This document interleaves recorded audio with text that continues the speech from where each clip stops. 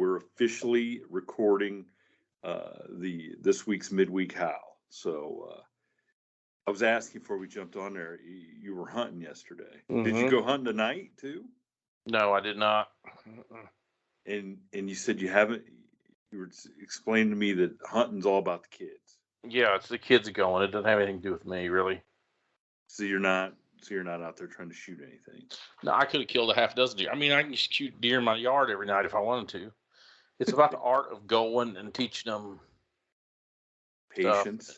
Patience. Well, yeah, but when I was a kid, you'd hunt all week without killing anything or seeing anything. Now these kids they go out there and there's deer. How many you want? Yeah, I do remember like back in our younger days. It was a big deal, right? When people went deer hunting to kill the deer, remember? Yeah, there wasn't any deer. Like I remember our bus driver literally standing on the brakes to stop our bus to say, "Look, everybody, there's deer out in the field." And we're just like, "Why? Who cares?" But that's how seemingly they must have been really rare there for a while in Ohio and stuff to see them. Well, I think from the turn of the century, really to the last 20, 30 years, 25, 30, 20, 30 years. You know, I was telling my son, and they don't believe me, that I remember the very first deer I saw in the wild. I remember the second deer I saw in the wild. And I remember the first deer that I ever saw shot on the ground. And when I was about 8 or 10, we were shelling corn, and you know how big field, 300-400 acre field, right? Yeah. So you know how when you get down toward the middle, there's 50 yards worth, there's 3 passes left in the middle. The rest of it's picked, right? Yep. And out came a big doe and a little doe, like they had been the whole time getting closer and closer to the middle. You know what I mean? And then here they are. They've got to get out. You know what I mean? As we're coming closer to them, and they went out about 25 or 30 yards, and they stopped. And anyway, we finished. We got full. We went back to the barn, and we told this buddy of mine's dad that we saw 2 deer out there. And they didn't believe us. And they actually, his mom and dad and sister, got in the truck and followed us out there so we could show them the prints. Are you serious? Yes, like you could see, like there was a Bigfoot sighting or something. And then the next time we used to go, remember when you'd have to go to, when you were kids, and the only thing to do on a Friday or Saturday night was go to either the roller rink or a movie or something, right?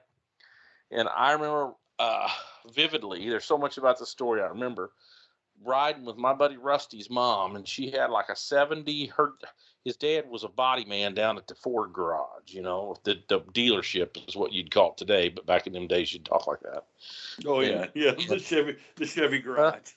Yeah, he was at the Ford garage, and his mom had a like a 2-door, it was an LTD, like a 7456 giant. I'm not talking this rinky-dink, looks like a cop car, early 70s giant. It was white and had red interior, red vinyl top. Oh yeah. Red stripes. And the door was about 5 foot long. You know what I mean? Oh yeah. It was a 2-door. And you would, and what's funny is I remember showing my kids on my son's BMW when he got that, how there's a lever to flip the seat forward so you could climb in the back, because they were defeated on how you would get in the back seat of a 2-door car, because they'd never been in a 2-door car. They grew up in Suburbans and Tahoes and crew cab pickups. They don't know, you know what I mean? And I just remember the door on those on things that big. Like if you got your foot caught in the door, like slamming it shut, you might as well just have it amputated. But they cut a new street. It's a major thoroughfare now called Eastland, between US 50 West and Bald Hill Road. And it was one of the first few nights it was open. So there was no houses. It was just, how a new street would look through a field with a bunch of cedar trees and stuff on the edge. And another doe again. And same deal. We come home and told his dad that we saw this. They just couldn't, no way. Them guys are drinking and playing cards. No way. Just standing right there by town. There's a deer right by town. And now, I was driving to town today, and they're out on the Jersey barrier. They're killed right there, and it's like, how are these deer getting in the city? Like, I mean, they're deer everywhere, right? Oh yeah, that's crazy. I mean, now you can't hardly. It's something if you don't come close to hitting a deer. Right. Well, I had one hit me a couple weeks ago. I think I told you about it. Oh yeah, yeah. So I don't know. The world's just changing, right? Mm-hmm. Well, I will say this. So I speaking of the world changing, so last Friday was Veterans Day. Okay. And so right. the one veteran in my family that I always kind of that my grandpa has passed away is my uncle. Is my mom's brother Wes, my uncle Wes. And he didn't really ever their family is one of those, the farm family, they all grew up on the dairy farm, but he was 20 years older than my mom. Yep. Okay, so he never really lived in the house, but I got my dad's the oldest of 13, and his dad is in the middle of 11. So so when it's like my big brother that just passed, he was older than his two youngest aunts. Yeah, exactly. So they got a picture of my grandma and my mom pregnant together. So it'd be like you and your mother-in-law pregnant together. You know what I mean? Oh, God. That's the way it was when you got married when you're 18, 19, 20, Well, my Uncle Wes, because then, we were with my parents this weekend. We went, they were heading to Florida, so they went to get together one last time. And that's a whole other story, us meeting them at the casino yesterday. But my mom happened to say, she goes, Wes came out to the farm to see us. He just turned 90. Which stunned me because he is now older than his dad ever, like my grandpa Huntsberger, like he's older now than Grandpa Huntsberger, and in really good shape. He's had both like his knees replaced, but he's still in really good shape. He can still go out and beat probably every other person in a game of horseshoes. That was a serious horseshoe player. And just one of those guys that you can never hardly tell if the story he's telling you is the truth or whatever. But I just remember growing up, and he was there was always that picture there at my grandparents', and he was in the Korean War. Oh yeah. And he was one of the military police that stood guard at the peace talks for the Korean War. And so one day, I try to, as I get older, and young people they don't understand this, but as you get older, you start listening and talking to the older generation a little bit more, because at some point they're going to be gone, and their stories, if you're not there to know them or repeat. So I said, how did you get there to that point? And so he told me that he got over there into Korea or wherever it was. I don't remember the specific place. And he said, and he's 90 years old. So he's like, he goes, I had a colored friend. Mm-hmm. I had a colored friend. And he goes, and this guy, and I think he said he was from Detroit.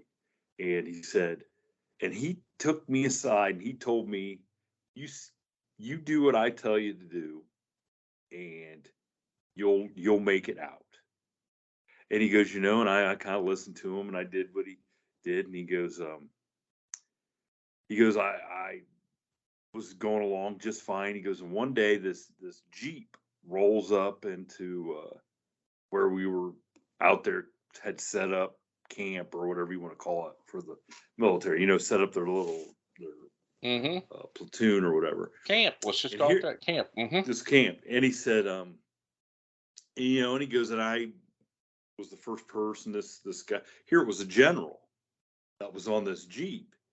And he was so impressed with the way I talked to him and stuff. He goes, he took me to be his driver. So he goes, so I was his driver then. And he goes, and that's how I ended up at the peace talks. And I go, well, whatever happened, because to me, what I'm saying is now you keep in touch with everybody. Okay. And so back then I'm like, so whatever happened to that guy that was your friends? And he goes, he befriended you and whatever. And he goes, it wasn't 2 days after I left with that general to become his driver. He goes, that whole platoon got wiped out. And he goes, and I go, even the guy, I go, this like, because that boggles my mind to think that everybody just got wiped out. And he goes, well, as far as I knew, he goes, most of them got killed. And I go, and you never tried to look? And he goes, no, didn't even know where to look. And I go, even now? Like, he goes, nope. And it didn't, like, he was just of the mindset of, I made it out. I don't know what happened to the rest of those guys. There's nothing I can do for them anyway, type of deal. But I just was always in awe of those guys that are still around and talking about, and they can tell those stories. And but as we were just think what they would do if they had Twitter in 1946. I mean, how would those guys outdo each other? Because right now, these guys, that's the big thing in mill Twitter, goon Twitter, or whatever, because I follow a bunch of these guys that, a lot of them, hey, if you weren't in the combat infantry, right, carrying a gun with a freaking bayonet, shooting at people on patrol daily, you're not real veteran. You just had a job, right? I mean, that's kind of what you think, you know what I mean? There's like layered up. So if we had Twitter in 1947, it would be like, oh, screw you. We bombed 52 Japanese. Well, is that all? We sunk a freaking aircraft carrier in the Battle of Lady Gull. Well, you pansies, we dropped the freaking bomb. You know what I mean? They couldn't keep outdoing each other. How would they ever outdo each other? But don't know. Well, it wouldn't be on a Twitter keyboard. Well, back in them days, they would fight you down, hunt you down, fight you. You know what I mean? Those guys fought just to fight, and maybe that was their way of dealing with PTSD, right? That and drinking, because they didn't have a whole lot of, support, I guess you'd say, right? Like they have now, programs. Oh yeah, they didn't have any. Well, and I think a lot of, and I hate to bring Christianity in it, but that was probably part of it, that they had some emotional closure, that the ones that got killed were taken care of by the Lord, and the ones that didn't, were meant to be or whatever. Where nowadays, I mean, my God, when I was a kid, and I'm just I want you to stop me as the wheels fall off. Adult in this deal, okay? Okay. Okay. You remember when you were a little kid, going all the way up to high school, or whatever, the worst thing somebody can do is hit you in the nuts or whatever. Guys like play around and go in the nuts or whatever. Theoretically, now they got these freaking kids wanting to cut their own nuts off. So that's how twisted this goddamn world is. Well, let's be real. There've always been people that want to do that. It's just now they're not afraid to say it. Okay, that's the only difference. There's always been people that have. What's going on today in society? And I know everybody wants to make a big deal about and say, well, now you got people doing this.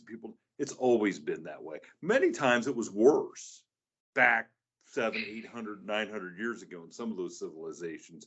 It's just now it's a point of where people can plant their flag and have a political view, or they think that everybody should just not talk about it anymore. Well, I think it was a thing for the rich people back in them days. Because if you were here 600-700 years ago, you were too busy worried about chopping wood before the winter to get into a lot of unneeded stuff. I think it was, if you go back to Romans and ancient Greece and stuff like that, which were highly civilized, intelligent societies, or so we, that's how we were always taught. I mean, they were totally, I guess you would say, liberal in that way of thinking and acting. Okay, I mean, look at Sodom and Gomorrah from the Bible. Well, that's all they were doing there. It's supposedly, God wiped them out for it. Wiped them out, didn't supposedly. Yeah, and then oh gosh, who was it that turned around and turned into a pillar of salt? Many of our listeners who are diehards of the Bible will know. I can't think of who it was. Well, I actually was reading a bunch of Deuteronomy last night. I'm not a diehard at all. I just find so much of that stuff intriguing. It's very interesting to think about, ancient civilization, different things. I find it interesting, but I don't know. And at the same time, I sit around and read about log cabin building on the Chattahoochee River, or how they, how they. I mean, it's good to be well read. I think it's there's just a whole lot of interesting stuff out there. What was the other things you had? Like 4 things you wanted me to touch on. 5. The point was then as we're driving home from the casino last night, I turned to Christy and I said, man, I go, you imagine if I lived if I made it to as old as Uncle Wes, if I made it to 90. She didn't even miss a beat. She goes, you're never going to make it to 90. And I'm like, wait a second. Now, she said because she's wore you out, she's planning on killing you? Well, that would worry me. Well, the immediate thing was, as I thought she cut herself off, I'll make sure of that. That's what I think was going to follow that, but she cut it off. She cut it off. This is what I would have said, of course, now she's your fiance. Well, if I'm married to you, I hope I don't. Did you ever hear about that? Whoa. Well, it goes back to Churchill. When Winston Churchill was in one of them big parliamentary arguments that they have over there, some woman stood up and said, if I was your wife, I would poison your drink. Or coffee. I think he said coffee. I'd poison your coffee. And he said, if you were my wife, ma'am, I would drink it. Well, here you know what the funny thing is as soon as she said it, and I kind of looked at her like that, like, oh yeah. She goes, oh, now don't you get on there with on the podcast. You start to say that. She goes, I'm gonna have to come on there and defend myself. I said, it'll be fine, honey. I said, everybody will understand what you meant. That's right.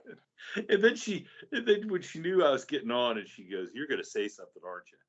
I go, well, if it comes up. And she goes, well, does he talk about his wife on there? And I said, all the time. Never. Say never. Oh man. But I'll tell you what, we went, I don't know if you're a big casino person. My parents are, I don't want to say connoisseurs of the casino. Yeah, they do. When they first got together after my dad died, they went, I think they went on their honeymoon. I think they went to Vegas and got married. And I think right away, my mom won and has won pretty consistently ever since. And so they're one of those, that there's a bunch of free food and there's free hotel rooms. Whatever. I have I've been in Vegas in the last 12 months. And I've never been to Vegas. I've been to Vegas since 2018. I've been to Vegas 5 times since 2018. I've been to Atlantic City. I've been to the Sac Fox. I've been to Tunica. Where else have I been? I've been to casinos. I've been to the Casino Monte Carlo, for Christ's sake. Right? So this year. So anyway, but I don't gamble really. I mean, I buy lottery tickets, but what I kind of like about them, what I like about Vegas, I won the big super mega millions the other day and had 700 or 800 million. I had a couple places on my short list over by Nice, the south coast of France, to buy. I had a big ranch picked up in Colorado. I had a big farm in North Missouri, and I would have probably had an apartment or something out in Vegas, because what I like about it is there's always places to eat and there's always things to do. There's always shows, there's museums. There is a lot of stuff that's not necessarily gambling related to do there, right? Concerts every night of the week. There's just there's just stuff to do there every day if you wanted to.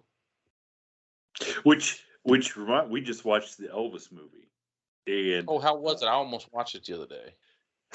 It's very interesting because at least it shed some light on old Colonel Tom Parker. And we've talked about him on. So he really wasn't a crook. Well, he was a crook. The reason why you think Tom Hanks played it? He was a crook? Tom Hanks isn't a crook, but I think Colonel Tom Parker. But it was interesting. Elvis always wanted to go overseas and tour Europe and Asia and stuff.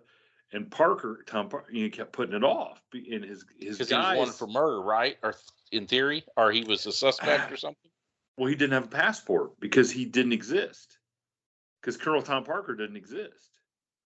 And, that was his made-up name because he was essentially an illegal immigrant, right? Well, Tom Parker was the guy who, because he was in the American Army, because he left the Netherlands, whatever, right? Like for whatever reason, came to America, got in the circus, exactly, got in the circus, and then the guy who signed him up.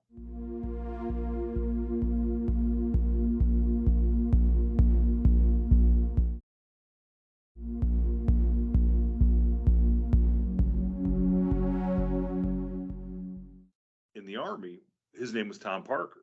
So he took that guy's name as his own. Oh, I did not know that. Yes, and the reason he didn't really exist, so he couldn't get a passport. So he kept making up the excuse that he could not make sure Elvis was safe overseas. Like if he stayed in America, even though he was there in the Army. No. Yeah, exactly. And that's why he never went over when Elvis was in the Army. He never went over there. He stayed home under the guise because his mom died. So he stayed, I'm going to stay back home here and take care of everything. And that's why he didn't go. But it was just kind of, Tom Parker was a terrible, degenerate gambler. And is that what he did with all the money? That's what he did with all the money. And he owed these guys who were probably mob guys, but the people that owned or built the International Hotel, which is the place that Elvis played for it was like 636 shows. He owed them so much money that they signed a backroom deal with Tom Parker, that as long as he brought Elvis, however many times a year it was, to the hotel, they'd forgive all his debts and give him an unlimited line of credit and a place to live in the International Hotel. He screwed Elvis so bad. But Elvis thought he was okay because I wouldn't have all this if it wasn't for him. Yeah, sort of. But it was like he took 50% of everything. Right, I knew that. 50% of everything. And then there was, and he took like 100% of the publishing on. So Elvis didn't really write any songs. Okay. So all these other guys that wrote songs for Elvis, Tom Parker took all the publishing from it. Okay. So why would they even sell Elvis any songs then? Well, because you still have the writer's share of the songs. So. Oh, okay. So, it's like if you write a song, you look at your share as 50-50. You own an equal share of writing, and there's an equal share of publishing. Okay, so if you're like, two guys, so you and I wrote a song, and then Elvis recorded it. You got 50% of the writing, I got 50% of the writing. Theory, we're supposed to have 50%, an equal share of publishing. Tom Parker would say, "Nah, you're not going to get this Elvis cut if I don't get 100% of the publishing." And a lot of people did that back in the day. But here's the deal: is, well, if Elvis cuts it, half of what it would make is a lot of money. You know what I'm saying? Right. Sure. It's a lot of money, and so you give up the publishing, so you get an Elvis cut, and you can put that on your resume or whatever. But it was, but yeah, I mean, the whole Vegas thing, it was kind of cool to watch, but it was terrible to see that happened to Elvis, where he was basically, got sold down the river by Tom Parker just to cover his gambling debts. You know, but nobody can say he was a dummy. Old Tom Parker, for sure. I mean, now he did end up, I think, getting sued in the early '80s, maybe by the estate. By the estate, and I think I think they settled out of court or something. But I can't imagine the money he had to pay them back. You know, because most managers get 10%, maybe 20 at the most.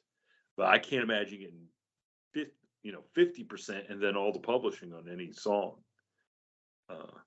that he ever did. I mean, his song catalog generates 50 to 100 million probably a year, I'm guessing. Minimum. Now? Oh yeah. Yep. I'm betting it does. Got to be pretty close. I mean, there used to be I'll bet Elvis sells 1 million CDs and albums every year now. You know what I'm saying? I bet he does. But he does. In fact, I'm going to look it up. What is all this publishing? See if I'm right.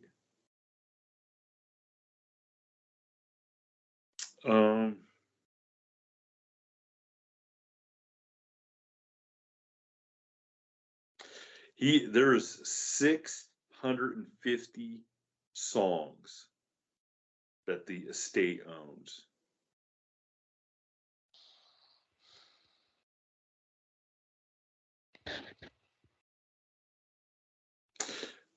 So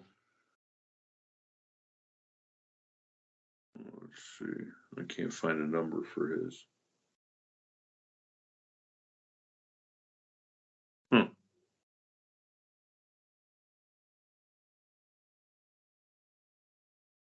Yeah, I'll have to do some research and see if I can find the. They're not giving out a number, but it's definitely in the tens of millions. I'm guessing. It said Graceland makes $10 million alone by itself a year. Yeah, but didn't what's her name sell most of it, her portion of it or something? I don't know. I didn't see that. Or did Nicolas Cage get it? I don't know. Yeah. The divorce. Oh my gosh! Hey, what was I listening to? It wasn't John Prine. I know you listened to John Prine. Did you listen to him talk to Slash? Yeah, I did. That was and Slash Michael Jackson calling him, wanting to come down there, and he said, "Not the but I got there in the studio, and it's him and Brooke Shields in there in the dark or whatever, you know." So anyway, when you said Nicolas Cage, I didn't even think of that for some reason. It's just the craziness of that level of person, right, or that level of entertainer is just hard to wrap your hands around sometimes. So on Veterans Day, I actually got asked by a couple film students at Oberlin College here in Ohio. They're doing a documentary on UFOs in Ohio. And so they had me come. First of all, I got to go to they interviewed me in the campus radio station, which has been there since the 50s. And I mean, it was so cool. I mean, probably 10,000 albums, CDs, just, it was just, I mean, they're neatly organized and stuff, but it was just like what you think a campus radio station would look like. But, so, it was it was cool interviewing. These girls are really nice girls, and they're actually doing some, the one of them's working on the new horror movies that our buddy Phil Garrett and Chris Hahn and those guys are doing, which I did. I went out and hung out on the set there that night with them, filming a fight scene for the one werewolf movie. But it got me thinking, because there's a couple famous UFO cases here in Ohio. In Ohio, yeah, and both of them involved multiple law enforcement, which was on tape, like a lot of 911 call, recordings of it. And one of them, the National Guard here outside of Mansfield High, I think they put up an airplane to get into the air and see what was going on because it was witnessed. So I just, it made me think, like, did you guys ever get any calls back in the day about UFOs? No. Or do you not remember? Would we have believed him? Probably not. Yeah, I mean, come on. I mean, I worked at a time where you'd be too embarrassed to say anything. But right? these two cases I'm talking about, one took place in the 70s and one was in the 80s. And the one passed through at least, I think it was like 5 or 6 police and sheriff jurisdictions from Ohio to Pennsylvania, and they all witnessed it. But back then, you saw the new Tom Cruise movie Maverick, right? Yeah. Okay, you know that scramjet that he was flying in the very beginning? Mm-hmm. Okay. Back in the day, Wright Patterson developed all kinds of craziness. Oh yeah, yeah. You know what I mean? It's like you've seen some of these ones that there's been a lot of UFO sightings. The military's been involved in the last couple of years. It's made all the news. And there was one, I think we talked about it. There was one that they scrambled the there's an acronym for it, but there is the National Guard the Air Guard has people, like the New Jersey National Guard out of Cape May, New Jersey, handles that piece of the eastern seaboard between New York City and Washington, D.C. They've got F-16s on standby, alert 24/7, 365, right? Mm-hmm.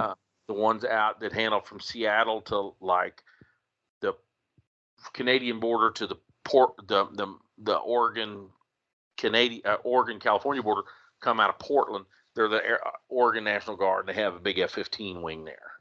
So they scrambled 2 F-15s to catch a UFO that some commercial airliners were seeing.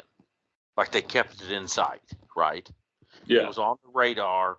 Air traffic control called this thing out, asked these airplanes, do you see something? Yeah, they see it. So they went ahead and scrambled F-15s, which are in probably just raw horsepower and speed, top 3 or 4 fastest fighters in the world. They go 1,800 miles an hour. Okay. And they got the best computers. I mean, they could, on air-to-air basis, if they're filled up with sparrows, they can shoot, I think, 12, 14, or 16. I know the F-14 used to be able to do 16. I don't think the 15 can do quite that. Anyway, they can shoot 8 or 10 things down at once from 50 miles away, right? Jesus. Yeah. So when you see Maverick and they're like close, dog fighting and all that, they do that for the movies. In real life, they zone this thing in and push a button, and that missile shoots from 50, 60 miles away, and it gets there and zoom. But anyway, all that's to say is these F-15s couldn't catch it. Isn't that amazing? Well, so there's a line of thought that it's either extraterrestrial or so the military has a bunch of cooperative development grants. One of them works out of the Stanford lab there in California. Mm-hmm. And they actually have a flight box.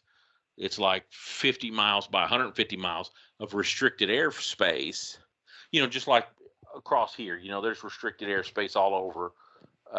Probably the biggest ones are in the Southwest, like White Sands or 29 Palms, some of them places. The restricted airspace is probably as big as half of Ohio. You know what I mean? Yeah. So like so over when you fly to Vegas or whatever. Yeah, stuff like that. So all that's to say is this: they claim they do all this testing in some of these places, like the speed box there off the West Coast. And this raw data gets sent back. They're unmanned. They develop these platforms and they fly them remote control because, they don't have to worry about, pilots getting killed or G forces or any of that other stuff. But they fly them in a position. This box is positioned where the raw data can get sent line of sight all straight back to Stanford. Does that make sense? Yeah. So it has line of sight down there to it, and basically, like the stealth bomber stealth technology, the U.S. government's development, but it's so top secret they can't even tell their own people, because once they tell one person, if they went up to these pilots that couldn't catch it and said, "Hey, dude, don't tell anybody," but that's the Air Force and NASA's, that was Maverick, right? They'd be like, the next thing they were at a bar, they'd be like, "You're not." Yes, they would tell somebody. They would tell somebody. They would tell somebody. They would tell somebody. Or it is. Now, there was an article the other day, and I didn't tweet it because I'm trying to wean myself off of Twitter, but where they talked about there's no UFOs because advanced life forms tend to advance. There was a theory that advanced life forms or advanced societies tend to die out. And I didn't read exactly why. I didn't read. So they're saying that beyond where we're at, the more advanced we get, the closer we're going to get. Not even beyond us. Like you were saying a while ago, the Egyptians, the Greeks, the Aztecs, the Romans. Yes, they get so advanced, they somehow weaken. They somehow collapse because they. Well, I mean, look, we're kind of full of ourselves here in America, and we're not really that old as a country. You know what I'm saying? That's because we're the best country in the world.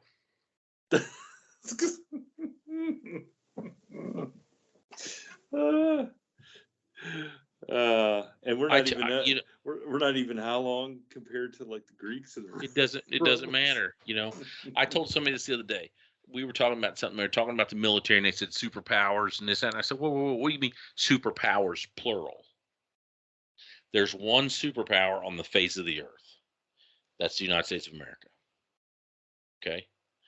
The rest of these people are just, and I told him, I said, Team America, right? The American military.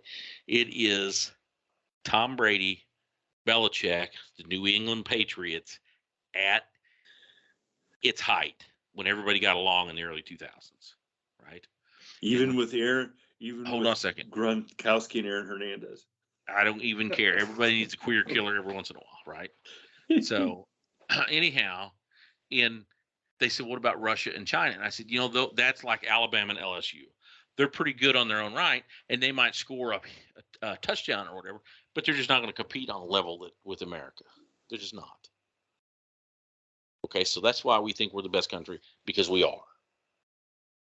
There you go. There you go. How can I argue with that? I used to have a captain when you talked about this little town that the highway patrol almost made me move to, and he said there's nothing wrong with Vandalia, it's just the people that live there. So sometimes that's the way America is, right? It ain't nothing wrong with America, just some of the people that live there. What's the next question? You have another question, another point. Point taken. Next point. On another note, I just saw Jay Leno got burnt real bad messing around with one of his cars. Well, that's his own fault. For messing around with one of those. At some point, yeah, I couldn't believe he was 72 years old. Well, that's because you age well when you got all that money. Well, I don't know that he's aged all that well. I'm just saying, it just seems like, maybe he shouldn't be that old, but I don't know. Maybe that's just wishful thinking. Because it just seems like yesterday that he was. If he was younger, maybe I'd be younger, right? We'd both be younger. You're only as young as you think, or what is that? You're only as young as you feel. Oh, in that case, that can't be. Yeah, right, I was gonna say I'm screwed because I feel 80. My knee's been bothering me for 3 days, and I don't even know what I've done except for get out of bed. My daughter asked me a while ago. She says something. We were talking about something. She goes, "When's the last time you lifted a heavy person or something?" And I said, "Every time I got out of bed." Are you kidding me? When I get out of this freaking chair, I'm lifting somebody. I'm lifting 1/8 of a ton. How big a ton is, how many pounds, I said, just trust me, 1/8 of a ton. Why do you, I can't even imagine your kids try anymore to get one over on you. Oh, they never stop. They never stop. And you can't let down, because the minute they get one over on you, then they're like, okay, we got the old man right where we want him. Like, he's got a crack. I don't even know if they even know. The problem is they get me and I don't even realize it because are you God if you don't think you're God? You know, there's that question that says, you know, the conquered are only conquered, or the vanquished when they themselves believe them, you know what I mean? When they believe themselves to be, right? So like since we're on international geopolitical, you know, so you had the French, World War II, you had the French resistance, right? They, even though the French government had signed a formal agreement with the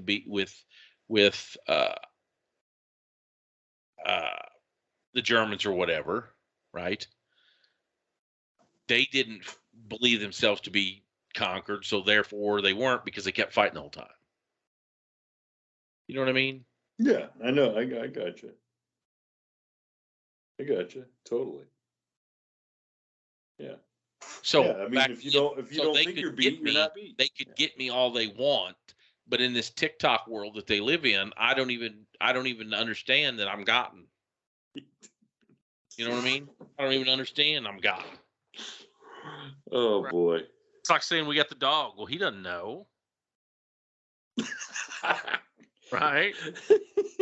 He doesn't know. Get him all you want. Maybe play tricks on him, whatever. He doesn't know. He might know you're talking. Yeah, that's exactly the best way. He knows you're talking about him because you're looking at him and you're saying stuff. And you know how they wag their tail? They look, oh, he's talking about. That's the way I feel about these kids. They're talking about me, but I don't know what to say. Thank you for tuning in to this week's episode of the From the Shadows podcast. Until next time, never shy away from the darkness or what may be lurking in the shadows. We are out. Ha ha ha ha ha ha ha.